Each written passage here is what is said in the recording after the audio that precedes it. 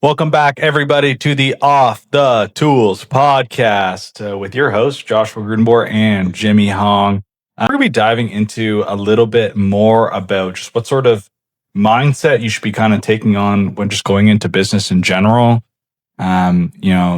People live by the sword, they die by the sword. And it's like if your mindset is trash, well, you're going to have a trash business. If you have a great mindset, you can kind of imagine what that's going to look like. So, or do you mean live by the brush and die by the brush? Oh, there it is. Live by the roller, die by the. So, Jimmy, like obviously, I even think about you and like where you started, who are now, like where you came from, and like that journey in between. What were kind of like the biggest differences you've seen maybe in your being in terms of like how you tackle challenges that you've kind of noticed across the year? And I know that's a super open-ended question, but like what kind of comes to mind? Yeah, great question. I think it ties into my first year running my painting business. One of those things where I chose the business over everything. And I really thought like, it was kind of like the burnout, right? I feel like that word gets tossed around a lot. I always thought like more hours meant more success. So, just having that mindset of like kind of being a firefighter, right? The entire time trying to put out fires, try to do the estimates, try to take care of the painters, try to bin here and there. And like that was a big shift where I was like, I need to delegate a lot more to be able to focus on one thing at a time versus just letting the business run me. I think that was the biggest one. Yeah. Everybody, like, not everybody, a lot of people start there of like they feel like they have to do everything all, because it ends up happening the first time you let anybody do anything is they screw it up. Right. And relinquishing control can be really hard. What else kind of comes to mind when like you're thinking about like obviously like, giving up control in your business is like really tough, and that is, minds that you definitely need to have if you want to have any sort of scalability to your business. But I know you mentioned like the whole burnout thing. Were you kind of experiencing burnout at the start? Oh, 100%. I think honestly, it's blessing and a curse, right? In the moment, it was feeling so trapped, suffocating. And just, it was always work, right? You're at job sites, work. You're doing next door neighbor marketing, work. You get home, you make calls, work. And it's like, you sacrifice the gym and for like the calls and everything. And I felt like anytime if I'm not working, then the business isn't working. So I was like, oh crap, being controlled from my business, which is not even a living entity. I'm the living entity. But yeah, I think that's the biggest thing. I do want to toss it back to you. Think of, having control over your business and not having your business run you. What comes to mind? What do you experience? Having control over my business, not letting my business run me. Whenever, I think like the biggest indicating factor that I look at when I think about this stuff is like everybody has somewhat of a schedule to their day. I don't care if you have a calendar or what, but everyone has like an agenda in terms of what they're trying to do. And then if my business is getting in the way of that agenda, something's wrong. Because that agenda should already be taking into consideration everything that should happen. So now if the business is getting in the way of things that it shouldn't, then there's kind of a gaping problem there, because your business should be running how you want it to run. And if your business is running how you want it to run, then it should be running as expected. And if you don't know what to expect from your business, look, even question altogether. An old ball and chain, right? So with your business. Yeah, it's worse than a bad wife. Seriously. Damn. Yeah, I think everything takes energy, right? And the best people that run businesses know how to really protect their time, protect their energy. What kind of like things did you have to really help with your energy, protecting your time from like things like burnout in the business. There's this concept that I heard about like 2 days ago, and it was a concept that I knew, but I never really put into words that I heard. And I think I actually said it to you on the phone last night, Jimmy. And it was somebody said, tend to the part of the garden that you can touch. Right. And like that definitely comes back to the like only worry about like the things that you control. But it's even more than that, because it also speaks to like, what can I actionably do right now? And I think when it comes to business, I don't care what kind of business you run, there's 6 different screamingly obvious things that you need to take care of at any given moment. But it's like, I've really tried to boil it down to what can I do right now? Right. And there's obviously like tons of ways to skin that metaphorical cat there. But, you know, step 1 is just knowing like what to do. And if you don't know what those 6 screamingly obvious things are too, even worse, you can't, the metaphorical garden that we're talking about in this, you don't even know there's a garden there, that there's tomatoes right in front of your nose, right? So I think like just first and foremost, when it comes to business, worry about the things you can't control, try and find actionable steps to fix the things that are screaming at you. And although like intrusive thoughts are going to come into your head in terms of things that are happening that you may or may not be able to control, you really just need to shut that down at the root cause. Mm-hmm. Yeah, that makes a lot of sense. Funny enough, I was listening to a podcast with Hermosi, and he was actually talking. It actually ties into this. Like, people get anxious. Well, he said he's like, people get anxious because they're just not taking action on it. And I was like, and I thought back to my painting business, and it's like, any time that when I was running my painting business, and I felt super anxious, or just like there's so much to do, fires put out, everything, right? Especially my first year, before figuring it all out, it was like, oh, I just didn't take enough action to fix this or prevent this. And it was like, yeah, not surprised. I felt like I wanted to just crawl into a hole, right? But anytime in my second, third year is like, well, we just did more to prevent like issues coming up, backs, jobs, all these things. And when clients, if there was a complaint or something, we were on it, right? We knew exactly what to do step by step, and we would just make sure we're in front of the client, taking care of it ASAP. It's like, yeah, it felt like anxiety kind of left. I was like, oh, okay, that makes a lot of sense now, hindsight. But yeah, like action over everything usually solves some type of anxiety or some type of problem in the business for sure. Action over reaction, right? Stop like evoking those emotions from it. The emotions are only, I'm reading this book right now. He calls emotions chemical residue of past experiences. Oof. When I read that one, it was literally last night. Oof, chemical residue of past experiences. No, when you're not calling that client back because they want some touch-ups done because you did their project a week ago and they left a voicemail and it's a nagging thought in your mind to do it, you're experiencing anxiety, but you're only experiencing anxiety because you're not dealing with the thing, right? It just clouds your space, right? And then and that's only one, right? But it's like, that's one thing. And we all know running a business, there's never just one, right? We're always figuring other things or trying to prevent things before they happen. That times like the 5, 10, 15 other things. Yeah, no wonder you really feel like that anxious energy, right? There's like a thing that I've read. It's clarity over like the chaos, right? Where that comes from. What do you think that means to you? I guess in even like the painting business space, having that clarity over the chaos. Sure.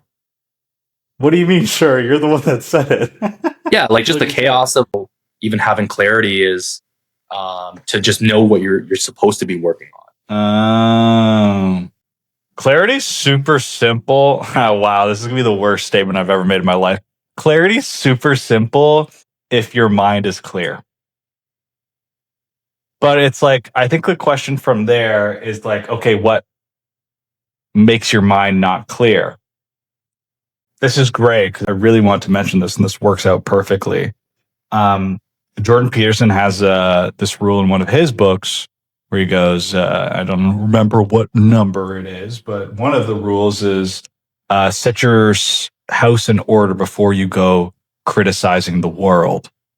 Right? So it's kind of a way of saying that just because your revenue's doing fine in your business and your projects are getting completed with good completion times and your profitability is great and you're hiring out good management and you feel like being less involved in the business, which is a good thing. Even though all of those things are taken care of, if you're not taking care of yourself, if your house is a mess, your room's a mess, you're eating like shit, whatever it is, clarity is the big picture of the thing. And like your business is like this tiny slice of pie of your life, right? So like the worst of it all too is like, okay, now your business is more or less great and like that's like fantastic, but then the rest of it is complete and utter chaos. And now guess what that's going to do? You see the rest of the circle and just starts to infect your business, right? And what that's going to do, so that's going to eliminate the clarity. Like, God, I really want to see, you know what's interesting? I really want to see the double split dimensional timeline of if Jeff Bezos and his wife stay together and if Jeff Bezos and his wife split up, right? Part of his life that, was probably not providing clarity. I would assume something wasn't working. That's why it happened. And then it's that trajectory, right? So, and what's the line, Jimmy? People don't have business problems. People have personal problems that show up in their business. Yeah, one of the first things we were taught. Literally. So true, man. When I heard that, I was like, it's such a simple line. It's only a few words. And it just like changed my mindset around that forever. I was like, oh crap. Whenever something comes up or I'm like, wow, I feel like kind of like crap. And I look back, I'm like, okay, well, I audit myself now, right? Like, it's like, am I drinking enough water? What's my nutrition? Am I still showing up at the gym and trying to push myself? Doing all these things to make sure that it doesn't leak over into the business, right? And not only that, it's like, yeah, like everything will always be in the personal side and reflects into your business. And the way I see it is like, well, if I'm not taking care of myself, then how can I even take care of my clients to the best possible, right? I promised these guys an amazing paint job. I promised my workers an incredible job, paying them well, and also making sure that it aligns with their goals as well. But it's like, if I'm not showing up for myself personally, how can I show up to them? It's not fair to them. A lot of people don't get this, and I can't tell if I'm getting older and like this knowledge has always been around and I'm just now getting it, or if like society is starting to understand. But I think like people just in general are starting to get that concept of the biggest favor you can do for other people is do yourself a favor. Like really, really weird, especially given that one of the concepts that changed my life for sure, and will struggle to this day, is like trying to treat yourself like you're your own friend, right? Because like we have such like a proclivity to like, we want to keep our words, friends and stuff like that, but like keeping our word to ourselves, Josh will understand. Crazy, yeah. It's actually insane. It's so true that we let ourselves off, but then when it's, for a friend or something, we show up like that. Well, imagine how that shows up in your business too, right? Because it's like, okay, so if you're constantly lying to yourself, whether you're going to eat right, you're going to stop eating McDonald's, you're going to go to the gym and none of these things happen, then it's like, okay, well, don't be surprised when, like, you're avoiding client calls.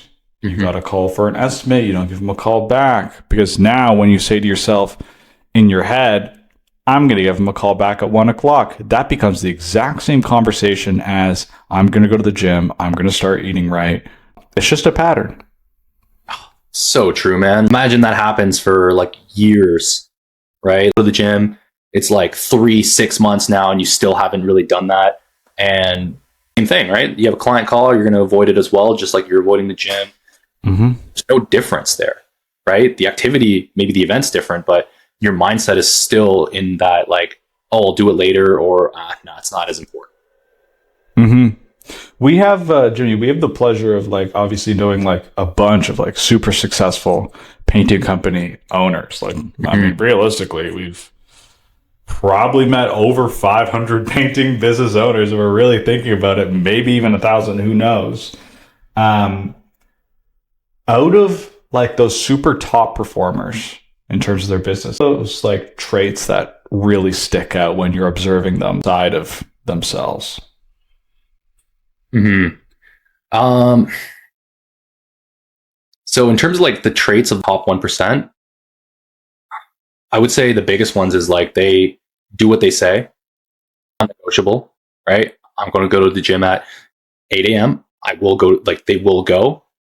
They push themselves, right? They make sure that it's something that if they're pushing themselves at like the gym, they're definitely pushing themselves in their business, right? It just keeps reflecting over those things. It's like,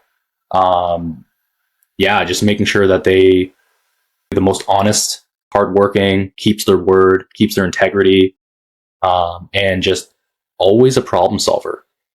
Doesn't give up, because if something comes up, they don't have a solution. They're like, I might not have it now, but I'm still going to figure out how to, right? They might take a step back, right? They're the ones that believe that they're not trapped. Don't think they're trapped. They just got to figure out how to find out the solution, right? Like those are the types of top 1% that, they just, anytime they're like, oh, something comes up, they're like, oh, I'm trapped. I don't have time for this. Can't get help from somebody because I got to go paint until like, 8 p.m. every day. And it's like, you have a choice, right? The top 1%, they all have a choice. They decide how to structure their business. If something's not working, they figure it out. They try it again, and then they keep on going. I don't think, it's like they make it so simple.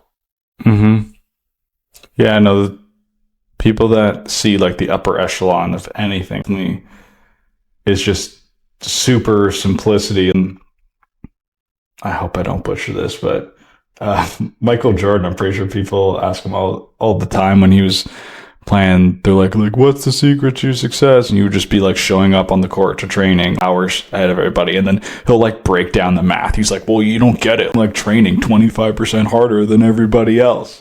And it's like, okay, well, yeah, that actually is super simple. It makes complete sense. And anybody could have come to this conclusion, One of the most interesting things comes to us in general is it doesn't seem like people at the top of anything or just high achievers never have it all. Obviously, there's exceptions to the rule, but it seems like when life is going good for people, it seems like they make all the correct choices. And when life is going bad for people, they make all the worst choices. There just like never seems to be any sort of middle ground. And it's like, I think that's a testament to people are less lost and more just have the off switch on what they know they should be doing. Because like most people know like what they should be doing. You know what I mean? Like that's not the question at hand here. It's just like, is that combination of everything you should be doing on or not? Because it's like, again, they're either on or they're off. So true, man. That brings me back. I was talking to a painter, and he was like, you always know what to do, even if you don't 100% believe it, right? It's like what happens when you don't know what you need to do, or you think you don't know. You're like, oh, you go find somebody that knows what they're doing. Like, hey, like, what books do I need to read?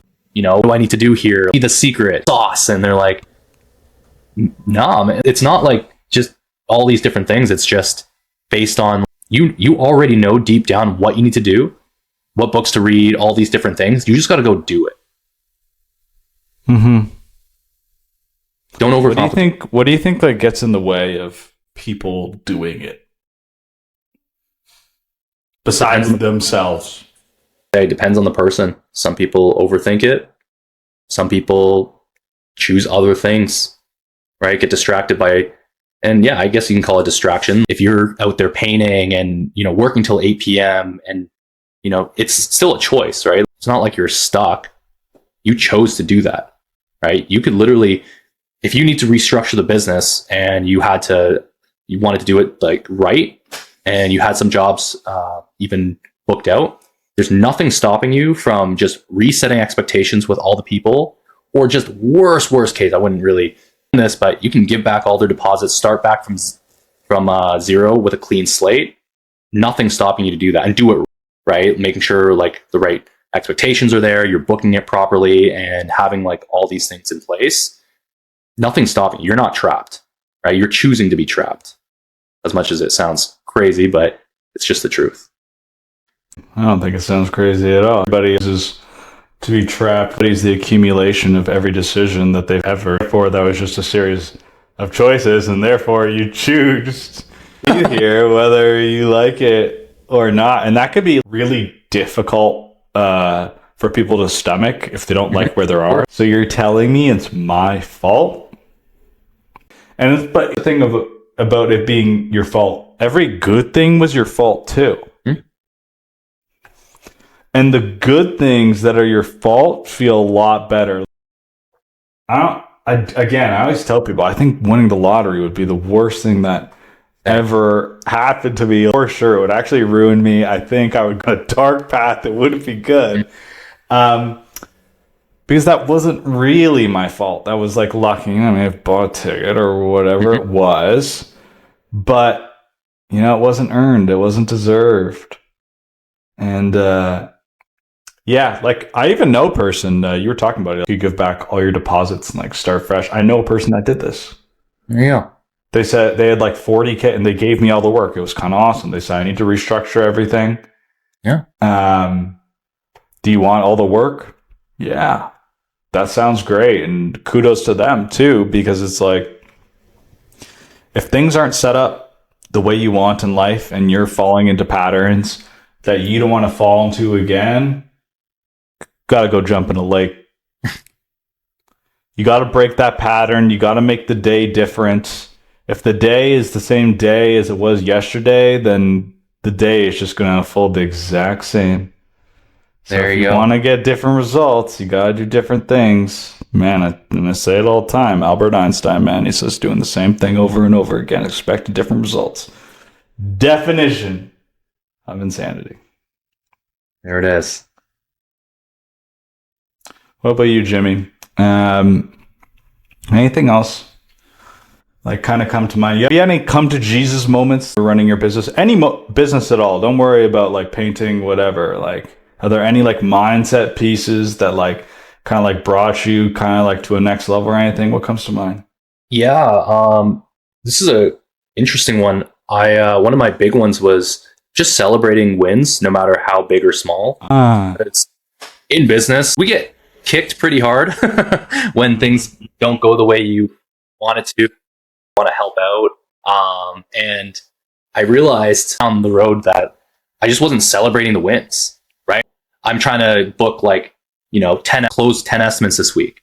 And then it's like the beginning of the week, only booked one. Doesn't make any sense. It should be a big win. You booked an estimate by doing the process and doing it right. And then as you continue on, or like just not celebrating those wins really affected my mindset. Especially because like when you need to have, like, I noticed that I need to have those wins, especially when things get tough, right? A client complaint, or you have to fire a painter and things like that. And it's like, without trying to look at it like negative, right? My brain goes right to, oh, that's a bad thing or negative. And it's like, well, it is a challenge, but look at all the other things, right? Booked an estimate. We hired this new guy. He's starting. He looks great. Cutting well. I think celebrating the wins is so forgotten, especially because we hop on like coaching calls with some painters or check-in calls. Sometimes they're like, we always start with, hey, let's take a look. What are some wins in the business, some wins personally? And honestly, sometimes they're like, oh, I got none. I'm like, you're not moving on here, right? Whether we have to sit here for 30 minutes so you can figure out a win in your business, we're not moving on. This is just so important that you don't even realize until years down the road, right? And passing that on. So like, just make sure you're celebrating those wins. Tell your friends, tell yourself, write it down, put it somewhere so that you can put yourself in a good state of mind. That's so true. Yeah, that really is kind of, that's so the love the journey, not the destination. Grass is green. Yeah. Grass is green now. Yeah. Like, it's so, I mean, it's a gratitude piece. And I used to think that forced gratitude was inauthentic and therefore pathetic and therefore not real. But forced gratitude is just allowing space for you to recognize what's good in your life. It's not necessarily a bad thing. And like you can force gratitude by being disingenuous. If you don't mean it, then don't say it. I'm not going to say I'm grateful for broccoli today if I don't like it. But I can be grateful for the agricultural amazement of the 21st century. Right? mm-hmm. Yeah, that's so true. In business, not celebrating your tiny wins, then you're going to lose all hope because you're not going to recognize how far you've come. And if you don't realize how far you've come, then you'll think you'll have gone nowhere. And if you think you've gone nowhere, you'll just quit. I mean, if you start a race and you don't move a meter, I'm going to just stop. Just keep on going and going until you die and you didn't even realize you were running a pretty great business, right? So what about you, Josh? Come to Jesus moments that just like in there? I'm sure there's tons, but what's one for you? Come to Jesus moments. I think probably the biggest come to Jesus moments is like just the power of delegation can unlock like any life you want. Delegation and leverage are the two most powerful things in business. Easily, hands down. I don't think anything else is actually, no, there's no way anything else is on top of that. So I think like the big ones is like, yeah, like you can start and have like whatever business you want. You just delegate to the right people. And like, it's just like that. And, you know, when I was running my business, our best month did 100K in 1 month just in revenue. And it's like, I think I worked 30 hours a week. That being said, I think that's all the time we have for today. If you guys want to know what it might be like to be with the absolute business gurus, that is Jimmy Hong and Joshua Grudenborg, we'll have some links down below. And I think we'll have our socials as well. That being said, we appreciate all of you guys for tuning in. We hope you guys got a lot out of this. If you think there's some pieces on mindset that we missed during this, feel free to comment down below. We'd love to hear what you have to think.